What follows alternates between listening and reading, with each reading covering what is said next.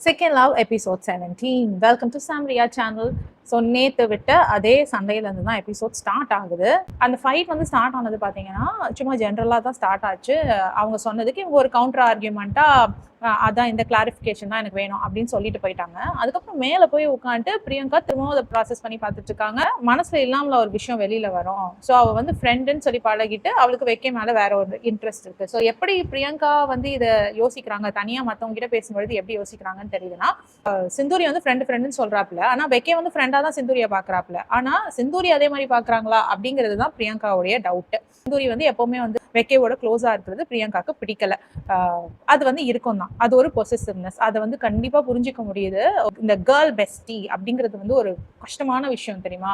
அந்த girl பெஸ்டியை maintain பண்றதுன்றது ஆம்பளைங்களுக்கு ஒரு கஷ்டமான விஷயம். ஜென்ரலாவே பொண்ணுங்களுக்கு, அதாவது ஒய்ஃபா இருக்கட்டும், பார்ட்னரா இருக்கட்டும், லவரா இருக்கட்டும், ஃப்ரெண்ட்ஸோட வந்து பழகுறது, டைம் ஸ்பெண்ட் பண்றது, ஏன் கூட நிறைய நேரம் இருக்கணும் நீ அப்படின்னு நினைக்கிறவங்க தான் வந்து எல்லா பார்ட்னர்ஸுமே. ஃப்ரெண்ட்ஸ் கிட்ட இருக்கிறத விட என்கிட்ட நீ ஓப்பனா இருக்கணும், உன்னை பத்தி எனக்கு முழுசா தெரியணும் அப்படின்ற மாதிரி தான் நம்ம எல்லாருமே நினைப்போம் இல்லையா? ஸோ அப்படி இருக்கும்போது இந்த கேர்ள் பெஸ்டி அப்படின்னு வரும்போது மட்டும் பொண்ணுங்க வந்து இன்செக்யூர்டா ஃபீல் பண்றாங்களா அப்படின்னு சொல்ல முடியாது.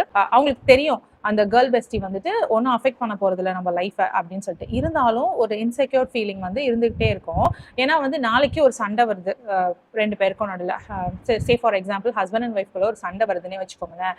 இப்போ ஹஸ்பண்டோ இல்லை ஒய்ஃபோ ஒரு ஃப்ரெண்ட் வச்சிருக்காங்க, இல்லை கேர்ள் பெஸ்டியோ பாய் பெஸ்டியோ, நம்ம ஒரு டவுனாக இருக்கும் பொழுது தோல் கொடுக்கும்போது சே உன்னை போய் இப்படி பண்ணுறாங்களே அப்படின்னு சொல்லும் பொழுதே வந்து என்ன ஆகும், நம்மளுடைய பார்ட்னர் வந்து நம்மளுக்கு டெவல் மாதிரியும் இவங்க வந்து ஏஞ்சல் மாதிரியும் தெரிவாங்க. ஸோ அந்த இடத்துல வந்து லைட்டாக டக்குன்னு ஒரு ஃப்ராக்ஷன் ஆஃப் செகண்ட்ல வந்து அந்த ரிலேஷன்ஷிப் மாறி போயிடும். ஸோ அது வந்து ஒரு தின் ஸ்ட்ரிங் மாதிரி தான். அதான் அதனால எப்பவுமே வந்து பொண்ணுங்களுக்கு அந்த ஒரு பயம் இருக்கும். பொண்ணா இருக்கட்டும் பையனா இருக்கட்டும் யாருனாலும், ஃப்ரெண்ட்ஷிப்னா ஒரு லெவலுக்கு தான். ரொம்ப எமோஷனலா கனெக்ட் ஆயிட்டேன், அந்த பார்ட்னர் கொடுக்குற அதே வெயிட்டேஜை கேர்ள் பெஸ்டிக்கோ இல்லை பாய் பெஸ்டிக்கோ கொடுக்கும் பொழுது கண்டிப்பா இந்த சைட்ல இருக்க அந்த பார்ட்னருக்கு அந்த பொசிசிவ்னஸ் அதிகமாகும். ஸோ அதுதான் இங்கே நடக்குது. இவங்க சண்டையில வந்து அதுதான் என்னால் கிளியரா பார்க்க முடியுது. இப்போ கேர்ள் பெஸ்டி பார்ட்னர் ரெண்டு பேரும் இருக்கும் பொழுது பார்ட்னர் வந்து கண்டிப்பா ப்ரிஃபரன்ஸ் அதிகமாக தான் கேட்பாங்க. என்கிட்ட தான் நீ நிறைய நேரம் இருக்கணும் அப்படின்னு கேட்பாங்க. அது கேட்கறது ஒன்றும் தப்பு கிடையாது. ஸோ அதுதான் பிரியங்காவுமே இங்கே கேட்குறாங்க. அண்ட் அவங்க சரி சிந்தூரி அண்ட் வெக்கையோடைய ரிலேஷன்ஷிப்பை அவங்க தப்பா புரிஞ்சுக்கிறாங்கன்னே வச்சுக்கலாம். பட் அந்த விஷயத்த நீ தப்பா புரிஞ்சுக்கிட்டேன்னு எக்ஸ்பிளைன் பண்ண வேண்டியது வந்து வெக்கே அவர்கள் தான். இப்போ வெக்கேக்கு என்ன பிரச்சனைனா, ஒருத்தர்கிட்ட ஒரு மாதிரி வந்துட்டு பிரியங்கா சொல்லிட்டு இருக்காங்க அப்படின்னு. அதாவது பிரியங்கா தான் கிட்ட வெக்கே கிட்ட தனியா பேசும்பொழுது எல்லா ஃபீலிங்ஸையும் சொல்லியிருக்காங்க. அண்ட் சிந்தூரி கிட்ட போய் சொல்லும்பொழுது எனக்கு வெக்கே மேலே எந்த ஃபீலிங்ஸும் கிடையாது, வெக்கேக்கு தான் என் மேலே ஃபீலிங்ஸ் இருக்கு அப்படின்ற மாதிரி எக்ஸ்பிரஸ் பண்ணியிருக்காங்க. இன்னொரு அந்த நிவேதிதா அவங்க கிட்டயும் போயிட்டு அப்படிதான் பேசினதா நிவேதிதா சொல்றாங்க. வெக்கேக்கு தான் என் மேலே இன்ட்ரெஸ்ட், எனக்கு வெக்கே மேலே பெருசா நான் இன்னும் ரெஸ்பாண்ட் பண்ணல அப்படின்ற மாதிரி சொன்னதா சொல்றாங்க. ஆனா பிரியங்கா வந்து சொல்றாங்க நிவேதிதா கிட்டயும் நான் சொல்லிட்டேன், எனக்கு வந்து வெக்கேவை பிடிக்கும்ன்ற என்னோட ஃபீலிங்ஸை எக்ஸ்பிரஸ் பண்ணியிருக்கேன்ட்டு.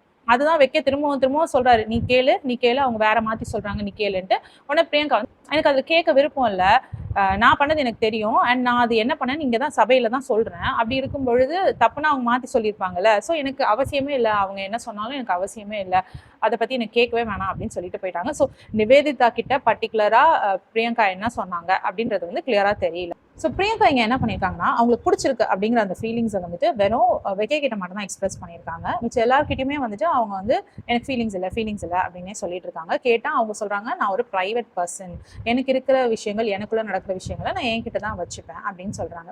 ஆனா இந்த சண்டைக்கு பிறகு என்ன ஆகுதுன்னா, ஒவ்வொருத்தரும் வந்து கேட்கும் பொழுது அவங்க கிட்ட ரெக்ஸ் கிட்ட உட்காந்து எக்ஸ்பிளைன் பண்ணிட்டு இருக்காங்க. எனக்கு அவனை பிடிக்கும், அவனுக்கும் என்ன பிடிக்கும், எங்க ரெண்டு பேருக்கும் நடக்குது எங்களுக்கு தெரியும். ஸோ அவங்க என்ன நினைக்கிறாங்க, நான் ஏன் எல்லாருக்கிட்டையும் சொல்லணும், நான் உங்ககிட்ட சொல்லிட்டேன்ல எனக்கு உனக்கு பிடிக்கும்னு சொல்லிட்டேன், நான் ஏன் ஊர்ல எல்லாருக்கிட்டையும் போய் சொல்லிட்டு இருக்கணும் எனக்கு வெக்கவே பிடிக்கும்னு சொல்லிட்டு. நான் உனக்கு சொல்லிட்டேன், என் ஃபீலிங்ஸ் பத்தி உனக்கு தெரிஞ்சிருச்சு, அவ்வளவுதானே முக்கியம், நம்ம ரெண்டு பேருக்கு தானே அது தெரியணும் அப்படின்னு அவங்க நினைக்கிறாங்க. ஆனா வெக்கேக்கு என்னன்னா ஏன் பப்ளிக்கா சொல்லலை அப்படின்றது. அண்ட் இது வந்து ரொம்ப மேனிப்புலேஷனா அவருக்கு தெரியுது. மாத்தி ஒரு இடத்துல ஒன்னு சொல்றா, என்கிட்ட வந்து பிடிக்கும்ன்றா, மற்றவங்க கிட்ட எல்லாம் பிடிக்கலன்றா, எதை நம்புறது அப்படின்ற மாதிரி அவர் சொல்றாரு. எதை நம்புறது அப்படின்னு கேட்டா, உங்களுக்குள்ள நடந்த அந்த பர்சனல் டாக்ஸை தான் நீங்க நம்பி ஆகணும். உங்க ரெண்டு பேருக்குள்ள நடந்த அந்த ஸ்வீட் மொமெண்ட்ஸ், பர்சனல் டாக்ஸ், அதுல அவங்க உண்மையா இருந்தாங்களா ஃபேக்கா இருந்தாங்களா அப்படிங்கிறத வந்து நீங்க தான் ஜட்ஜ் பண்ணணும். அவங்க அப்படி பேசுறது தப்பு தான்.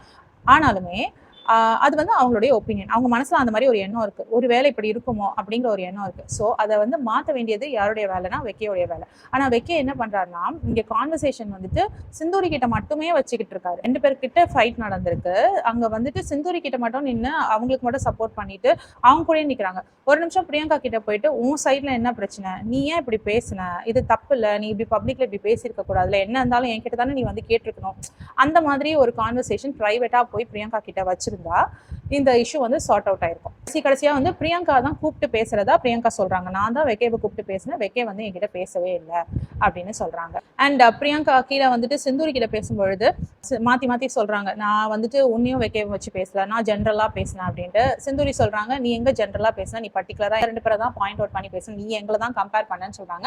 அந்த இடத்துல பிரியங்கா இல்ல நான் உங்களை பண்ணல அப்படின்னு சொல்றது வந்துட்டு கண்டிப்பா உண்மை இல்லை. அந்த இடத்துல வந்து அவங்க சிந்தூரி அண்ட் வெக்கையை தான் வச்சு பேசினாங்க. அண்ட் அவங்க சொல்லவும் செஞ்சாங்க, எனக்கு உங்க ரிலேஷன்ஷிப்ல என்ன நடக்குதுன்ற அந்த கிளாரிஃபிகேஷன் வேணும்னு இருந்தது. ஸோ அந்த கிளாரிஃபிகேஷன் நான் கேட்டு தெரிஞ்சுக்கிட்டேன் அப்படின்னு சொன்னாங்க. அகேன் இந்த விஷயத்துல வந்துட்டு நம்பிக்கை கொடுக்க வேண்டிய ஆள் வெக்கே தான். ஸோ அவர் அதை பண்ணல.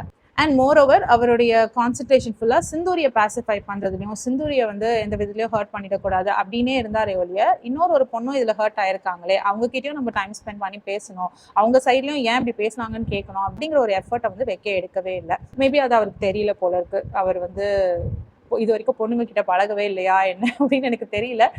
அண்ட் மோர் ஓவர் வந்துட்டு ஒரு பாயிண்ட் இன் டைம்க்கு மேல என்ன பண்றாங்கன்னா, பிரியங்காவே கூப்பிட்டு வெக்கை கிட்ட பேசுறாங்க. பட் வெக்கே வந்து அதுக்கு முன்னாடியே அவர் முடிவு பண்ணிடுறாரு, இது வேணாம், இது நம்மளுக்கு வந்து செட் ஆகாது, இந்த ரிலேஷன்ஷிப் வந்து இதை தாண்டி போறது கஷ்டம், இந்த பொண்ணை நான் ஹேண்டில் பண்றது ரொம்ப கஷ்டம் அப்படின்ற மாதிரி அவர் நினைக்கிறாரு. பிரியங்காவை ஹேண்டில் பண்றது ரொம்ப கஷ்டம் அப்படின்னு நினைச்சா மோஸ்ட் ஆஃப் த கேர்ள்ஸ் வந்துட்டு அப்படிதான் இருப்பாங்க. இப்போ ரிலேஷன்ஷிப்ல பார்த்தா மோஸ்ட் ஆஃப் த கேர்ள்ஸ் வந்து நிறைய இப்போ இருக்கிற பொண்ணுங்க நிறைய பேர் வந்து தன்னுடைய பார்ட்னர் நிறைய டெஸ்ட் பண்ணிட்டே தான் இருக்காங்க. இவன் நம்ம நிஜமாவே நம்மளை நேசிக்கிறானா இல்லையா அப்படின்றது டெஸ்டிங்ல இருந்து. அண்ட் ஒரு கேர்ள் பெஸ்டிக்கு நீங்க இம்பார்ட்டன்ஸ் கொடுக்கும் பொழுது கண்டிப்பா அந்த பொண்ணுக்கு ஒரு பொசசிவ்னஸ் வரும். ஸோ அதனால சண்டைகள் வரும். இது வந்து ரொம்ப காமன். ஸோ இதனால வந்துட்டு அவளை என்னால் ஹேண்டில் பண்ண முடியாது, அவன்கிட்ட சண்டை போடுறா என்னால் ஹேண்டில் பண்ண முடியாது அப்படி ஒரு மனிதர் சொல்றாருன்னா அது ரொம்ப கஷ்டம். எந்த பொண்ணுகிட்டனாலும் இந்த பொசசிவ்னஸ் இருக்கும். தனக்கானவன்ற அந்த எண்ணம் இருக்கும் இல்லையா, அந்த தனக்கானவன்ற எண்ணம் வரும்பொழுதே அந்த பொசசிவ்னஸ் தானா வரும். அப்போ வந்துட்டு சண்டைகள் வரும். இந்த மாதிரியான சண்டைகள் கண்டிப்பா வரும். இதை ஹேண்டில் பண்ணி தான் ஆகணும். எனக்குமே பிரியங்கா கேட்டுட்டே இருந்தாங்க, இந்த ஒரு விஷயத்தினால நான் என்னை வந்து உனக்கு நேத்து பிடிச்சது இன்னைக்கு பிடிக்கலையா, இந்த ஒரே ஒரு விஷயம் தான் வந்துட்டு ரிலேஷன்ஷிப்பை பிரேக் பண்றதுக்கு ரீசனா அப்படின்னு கேட்கும்பொழுது ஆமா அப்படின்னு சொல்றாரு. சீரியஸ்லி அப்படின்னு தோணுச்சு. நமக்கு ரொம்ப பிடிச்சவங்க ஒரு தப்பு பண்றாங்க அப்படின்ற போது அவங்க கிட்ட போய் உட்காந்து பேசணும், நீ ஏன் இப்படி நடந்துக்கிறேன்னு கேட்கணும் தான் தோணும். அது இல்லாம நீ எனக்கு வேணாம், நீ இப்படிலாம் பண்றல, நீ எனக்கு வேணாம், நீ போ அப்படின்னு சொல்லிட்டு போறது வந்து எந்த அளவுக்கு கரெக்ட் அப்படின்னு எனக்கு தெரியல. மேபி ஃபீல் ஆயிருக்கலாம். இந்த சண்டைக்கு முன்னாடி இருந்தே வெக்கே வந்து ஒரு குழப்பத்துல இருந்திருக்கலாம், இது செட் ஆகுமா ஆகாதா, இவங்க வந்து இங்க மாத்தி மாத்தி பேசுறாங்களே, இன்னும் நம்மளுக்கு கன்ஃபர்மேஷனே ஒழுங்கா கொடுக்கலையே, நம்ம கிட்ட சொல்றாங்க எனக்கு பிடிச்சிருக்குன்னு சொல்லிட்டு, ஆனா மத்தவங்க கிட்ட எல்லாம் வேற சொல்றாங்களே, நம்மள ரொம்ப வெறுப்பேத்துறாங்களே அப்படிங்கிற எண்ணம் வந்து வெக்கைக்கு இருந்துட்டு இருந்திருக்கலாம். ஸோ ஒரு கிளாரிட்டி இல்லாததுனால இது வேண்டாம் அப்படின்னு அவர் அந்த சண்டைக்கு முன்னாடியே யோசிச்சுட்டாரா என்னன்னு தெரியல எனக்கு. இது எல்லாத்தோட ஹைட்ஸ் அப்படின்னு பாத்தீங்கன்னா, பிரியங்கா வந்து உட்காந்து பேசுறாங்க வெக்கே கிட்ட இதை சார்ட் அவுட் பண்ணலான்ட்டு. இப்போ வெக்கே சொல்றாரு, நீ முதல்ல போய் சிந்தூரி கிட்ட போயிட்டு சாரி கேட்டுட்டு வா, அதுக்கப்புறம் நம்ம சார்ட் அவுட் பண்ணலாம் அப்படின்ட்டு. வந்து நிஜமாவே பயங்கரமா காண்டேத்தோம். பிரியங்கா இடத்துல வெக்கேவை போட்டு அதே மாதிரி வெக்கே யோசிச்சு பார்த்தாருன்னா அவருக்கு புரியும், ஒரு சரி ஒரு தப்பே நான் பண்ணிட்டேனே வச்சுக்கலாமே, என்னோட ஈகோவை நான் வந்து விட்டு கொடுக்கறது என் பார்ட்னர் கிட்ட மட்டும் தான் என்னால விட்டு கொடுக்க முடியும். அதுக்காக போயிட்டு நீ என் ஃப்ரெண்டு கிட்டயும் போய் கேளு, அவங்க எல்லாம் உன்னை மன்னிச்சாங்கன்னா அதுக்கப்புறம் நான் உன்னை மன்னிக்கிறேன் அப்படின்னு சொன்னா நீங்க வந்து அந்த பொண்ணோட ஈகோவை டச் பண்றீங்க. அது வந்து நாட் பாசிபிள் அட் ஆல். அது எப்படி போயிட்டு ஒருவேளை நீங்க வந்து உட்காந்து பிரியங்கா கிட்ட அது அப்படி கிடையாது, நீ தப்பா எடுத்துக்கிற, நீ இந்த மாதிரி யோசிச்சது தப்பு அப்படின்னு நீங்க ஒரு கிளாரிட்டி கொடுத்துட்டு அதுக்கப்புறமா என்ன இருந்தாலும் நீ பண்ணது தப்பு இல்லையா, அந்த பொண்ணுக்குமே வந்து ஹர்ட் ஆயிருக்கோம்ல, நீ போய் ஒரு சாரி கேட்டுரு அப்படின்னு சொல்லியிருந்தீங்கன்னா கூட பிரியங்கா மேபி திங்க் பண்ணியிருப்பாங்க போகலாம் அப்படின்னு. ஆனா நீ அங்க போய் சார்ட் அவுட் பண்ணிட்டு வா, அப்போதான் நீ என்கிட்ட வரலாம் அப்படின்னு ஒரு வார்த்தை சொன்னீங்க பார்த்தீங்களா, அப்போவே வந்து முடிஞ்சு போச்சு. அது ரொம்ப கஷ்டம். அது நீங்க வந்து அந்த பொண்ணோட ஈகோவை டச் பண்ணிட்டீங்க. அதுக்கப்புறம் ரொம்ப கஷ்டம். பட் இதுக்கப்புறமாவும் நான் பார்த்த எபிசோட்ஸ்லாம் பிரியங்கா ஸ்டில் வந்து வெக்கேவை விரும்புறாங்க. அவங்க அடி மனசுல ஏதோ ஒரு ஈர்ப்பு அவர் மேல இருக்க தான் செய்யுது. அதே ஈர்ப்பு வெக்கை கிட்ட இருக்கான்றது வந்து எனக்கு இப்போ டவுட்டா தான் இருக்கு. எனக்கு தெரியல, அவர் வந்து எந்த இடத்துலயுமே எக்ஸ்பிரஸ் பண்ணல. அடுத்து ஹேண்ட் கஃப் டாஸ்க் கொடுக்குறாங்க. நேற்று டேட் போனவங்க வந்து கையில வந்து ஹேண்ட் கஃப் போட்டுக்கணும் அப்படின்ற மாதிரி டாஸ்க் கொடுக்குறாங்க. ஸோ அந்த ஹேண்ட் கஃப்ல பாத்தீங்கன்னா ரெக்ஸ் அண்ட் வீணா வந்து ஒன்னாவே இருக்கிற மாதிரி ஆகுது. ரெக்ஸ் வந்து நிறைய நெருங்கி வர ட்ரை பண்றாரு, ஆனா வீணா வந்துட்டு தள்ளி தள்ளி போறாங்க, பிடிக்கல அது பண்ணாத அப்படின்ற மாதிரி நிறைய இடத்துல கிளியர் பண்ணவும் ட்ரை பண்றாங்க. எனக்கு தினேஷ் தான் பிடிச்சிருக்கு அப்படின்றது வந்து மூஞ்சி காட்டுறாங்க, அதெல்லாம் பண்றாங்க. ஸோ அந்த இடத்துல வந்து ரெக்ஸ்க்கு கிளியரா தெரிஞ்சிருக்கணும் அவங்களுக்கு வந்து இன்ட்ரெஸ்ட் இல்லை அப்படின்னு சொல்லிட்டு. பட் ஸ்டில் வந்து ரெக்ஸ் வந்து எஃபர்ட் போட்டுட்டே இருக்காரு. வீணா கிட்ட எப்படியாவது வந்து க்ளோஸ் ஆகணும்ன்றதுல வந்து ரெக்ஸ் எஃபர்ட் போட்டுட்டே இருக்காரு. ஒரு பக்கம் வந்து ஆபித் அண்ட் நிவேதிதா இவங்களுடைய ஹேண்ட் கஃப் டாஸ்க் வந்து அவங்களுக்குள்ள ஒரு பெரிய அண்டர்ஸ்டாண்டிங்கை கொண்டு வந்துருச்சு போல இருக்கு. ஒரு நாள் ஃபுல்லா வந்து ஹேண்ட் கஃப்ல இருந்திருக்காங்க. ஸோ பர்சனலாக நிறைய பேசிக்கிட்டாங்க போல. ஸோ அவங்களுக்குள்ள அதிகமான புரிதல் அண்ட் அண்டர்ஸ்டாண்டிங் வந்துருக்கு. மேபி மோனிஷாவையும் ஆபிதையும் கூட இதே மாதிரி அட்டாச் பண்ணி விட்டுருந்தா மேபி அவங்களுக்குள்ளேயே அண்டர்ஸ்டாண்டிங் வந்திருக்குமோ என்னமோ தெரியல. பட் அதுக்கு முன்னாடி வந்து இந்த மாதிரி ஒரு டாஸ்க்கை நிவேதிதாவோட கொடுத்தது வந்து ஆபிதுக்கு வந்து திஸ் இஸ் த பர்சன் அப்படின்ற மாதிரி தோணிருச்சு. அதே மாதிரிதான் நிவேதிதாக்குமே வந்துட்டு இவங்க தான் அப்படின்ற மாதிரி தோணிருச்சு. ஆபித் அண்ட் நிவேதிதா க்ளோஸ் ஆகுறது மோனிஷாவை அஃபெக்ட் பண்ணதா இல்லையா அப்படின்னு கேட்டா எஸ், அவங்க கொஞ்சம் பொசசிவா ஃபீல் பண்றாங்க, கஷ்டமா இருக்குன்னு சொல்றாங்க. ஆனாலுமே வந்து அவங்க க்ளோஸ் ஆகுறத வந்து அவங்க கண்ணு முன்னாடி பாக்குறாங்க.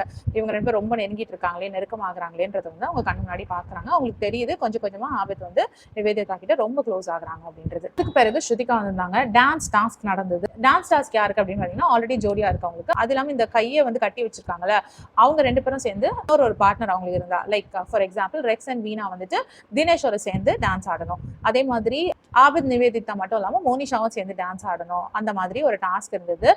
ஸோ அதுல வந்து தேஜஸ்லாம் வந்து ரொம்ப எஃபர்ட் போட்டு நேஹா ஆசைப்படுறாங்கன்னு சொல்லி டான்ஸ் ஆடினாரு. ஸோ அதெல்லாம் வந்து கியூட் கியூட் மொமெண்டா இருந்தது. டான்ஸ் ஆடும்பொழுது கூட வந்து தினேஷ், வீணா அண்ட் ரெக்ஸ் இவங்க 3 பேர் ஆடும்பொழுது வீணா வந்து நிறைய கான்சென்ட்ரேஷன் வந்து தினேஷ் மேல மட்டும் தான் வச்ச மாதிரி தெரிஞ்சிச்சு. 222 சாங்குக்கு ஆடினாங்க. அதுல வந்து என்ன மட்டும் பார்த்து லவ் யூ சொல்லுன்றான்னு தினேஷை மட்டும் தான் பார்த்து அவங்க சொன்னாங்க. ஸோ டான்ஸ் ஆடும் போதே வந்து அவங்க கான்சென்ட்ரேஷன், அவங்களோட மூவ்மெண்ட்ஸ் எல்லாமே வந்து தினேஷை நோக்கி இருந்த மாதிரி இருந்தது. ஸோ அதுலயுமே வந்து அவங்க நோ சொல்லிட்டு தான் இருக்காங்க ரெக்ஸுக்கு. பட் ரெக்ஸ் வந்து ஸ்டில் புரிஞ்சிக்காம திரும்ப திரும்ப அவங்க ஃபோக்கஸ் பண்ணிக்கிட்டே இருக்காரு அவரு. அடுத்தது பாத்தீங்கன்னா ஆபித், மோனிஷா அண்ட் நிவேதிதா இவங்க டான்ஸ்ல வந்து ஆட வரதுக்கு முன்னாடி நிவேதிதா கால லைட்டா ஏதோ ஆணி குத்தி அடிபட்டுறது, ஸ்டேப்லரோ ஆணியோ ஏதோ குத்தி அடிபட்டுறது போல இருக்கு.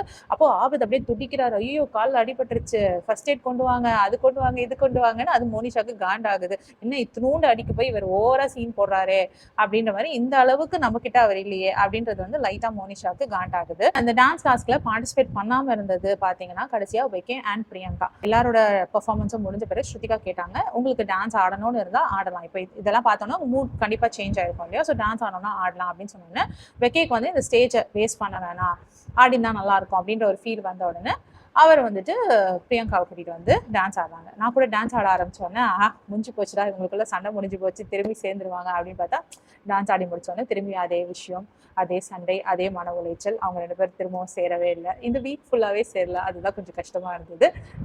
மேபி நெக்ஸ்ட் வீக் என்ன ஆக போகுது, இல்லை வந்து பிரியங்கா பிராவோ கனெக்ட் ஆவாங்களா தெரியல. தினேஷ் வீணாவுடைய க்ளோஸ்னஸ் வந்து நம்மளால பார்க்க முடிஞ்சிச்சு. ரெக்ஸ் வந்து உள்ள பூந்ததுனால தினேஷும் வீணாவும் இன்னும் ரொம்ப க்ளோஸ் ஆயிட்டாங்க. அவங்களுக்குள்ள இன்னும் கொஞ்சம் நம்மளுக்கு யாரும் பிரிக்க விடக்கூடாது அப்படின்றதுனால ரொம்ப க்ளோஸ் ஆயிட்டாங்க. எல்லாமே எமோஷனலாவும் சரி, பிசிக்கலாவும் சரி, 2 பேருமே ரொம்ப க்ளோஸ் ஆகுறது பார்க்க முடியுது. ஸோ அது அவங்களுமே பேசிக்கிறாங்க. நமக்கு மத்தியில ஒருத்தர் வந்த உடனே நம்ம வந்து இன்னமும் க்ளோஸ் ஆயிட்டோம்ல அப்படின்னு அவங்களுமே பேசிக்கிறாங்க.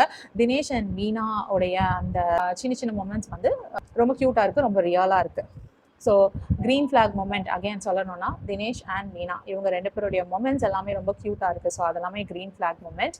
ரெட் ஃபிளாக் மொமெண்ட் அப்படின்னா கண்டிப்பாக வந்து ஒரு பொண்ணை போயிட்டு நீ போய் என் ஃப்ரெண்டு கிட்ட போய் சாரி கேட்டுட்டு வா, அப்போ தான் நான் அவனை மன்னிப்பேன் அப்படின்னு சொன்னது வந்து ஒரு ரெட் ஃபிளாக் மொமெண்ட்டாக தான் நான் பார்க்குறேன். வெக்கே வந்து அப்படி கேட்டது வந்து ரெட் ஃபிளாக் மொமெண்ட்டாக நான் பார்க்குறேன். சர்ப்ரைசிங் மொமெண்ட் வந்து ஆபித் அண்ட் நிவேதிதா இவ்வளோ சீக்கிரமா இவ்வளோ க்ளோஸாக கனெக்ட் ஆகுறது பார்க்கும்பொழுது நிஜமாவே ரொம்ப சர்ப்ரைசிங்காக இருக்கு. அது எப்படி அப்படி நடக்குது. மோனிஷாவை பார்க்கறதுக்கு இங்கே ரொம்ப பாவமா இருக்கு. ஆக்சுவலி மோனிஷா வந்துட்டு ஷோக்காக அவங்க யாரு கூடனாலும் பேர் பண்ண ரெடியா இருக்காங்க அப்படின்ற மாதிரியான ஒரு தாட்ஸ் இருந்தது. பட் இல்லை, அவங்க போனப்போ அவங்களுக்கு ஒரு ஃபீலிங்ஸ் இருந்தது, விட்டுட்டு போறானே அப்படின்னு சொல்லிட்டு கொஞ்சம் கவலைப்பட்டாங்க. பட் ஆபத் போகும்போது இல்லை, அவங்களுக்கு வந்து பழகி போச்சு போல இருக்கு, எல்லாரும் விட்டு போறாங்க போட்டோம் அப்படின்னு சொல்லி. ஏன்னா அவங்க இதோட பெரிய பெரிய காரியங்கள் பார்த்துருக்காங்க அப்படின்றதுனால போல இருக்கு. ஸோ மோனிஷாவை பார்க்கறதுக்கு இந்த இடத்துல ரொம்ப பாவமா இருந்தது. கொஞ்சம் கொஞ்சமா வந்து ஆபிதும் விலகி போறாரே அப்படின்ட்டு அவங்களுக்கு ரொம்ப டைம் கிடைக்கல ஆபிதோட ஸ்பெண்ட் பண்றதுக்கு அப்படின்ற மாதிரி ஒரு ஃபீல் வந்துச்சு. ஓவராலா எபிசோடுக்கு ஒரு ரேட்டிங் கொடுக்கணும்னா 9/10 கொடுக்கலாம். காமெடின்னு வந்து பார்த்தா காமெடி சீனுன்னு எதுவுமே இருந்த மாதிரி தெரியல. இந்த எபிசோட பொறுத்த வரைக்கும் காமெடி இல்லாத மாதிரி தான் இருந்தது. ஆனால் வந்துட்டு ஒரு இரிட்டேட்டிங் மொமெண்ட்னா ரெக்ஸ் திரும்பவும் திரும்பவும் போயிட்டு வீணாவை அப்ரோச் பண்ணிகிட்டே இருக்கிறது வந்து கொஞ்சம் இரிட்டேட்டிங்காக இருந்தது பார்க்குறதுக்கு. ஸோ அவ்வளோதான் மக்களே, அடுத்த எபிசோடில் திரும்பி மீட் பண்ணலாம். Until then, it's bye from Jemima. Take care.